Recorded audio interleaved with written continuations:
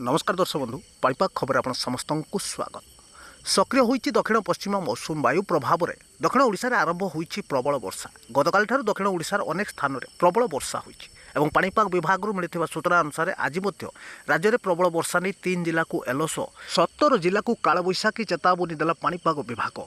आज राति समस्त जिला मानक भीषण कालबैशाखी जनित झड़ तूफान सागक वर्षा जारी रहिबो बिजुली घड़घड़ी सागक वज्रपात नहीं सतर्क करा तेज निश्चय जानतु कौन रही पाणीपाग को नहीं बड़ अपडेट। यह आसंता काली राज्यर केउं सब जिला मानक प्रबल अति प्रबल वर्षा नहीं येलो वार्निंग चेतावनी देछि पाणीपाग विभाग और केउं सब जिला मानक 7 ରୁ 11 सेंटीमीटर मध्य वर्षा हेबार सूचना रही।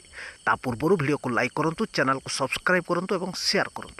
तो भारतीय पाणीपाग विभाग बा आईएमडी जारी सूचना अनुसार एवं ओडिशा उपरे सक्रिय होबार लागिछि दक्षिण पश्चिम मौसुमी वायु जार प्रभाव दक्षिण ओडिशा रे देखिबा मिली। गत 2 दिन धरी दक्षिण ओडिशार अनेक स्थान में मौसुमी जनित वर्षा जारी रही एवं आगामी 24 घंटा मध्य दक्षिण ओडिशार प्राय अंचल में वर्षा नहीं पाणीपाग केन्द्र सूचना देछि।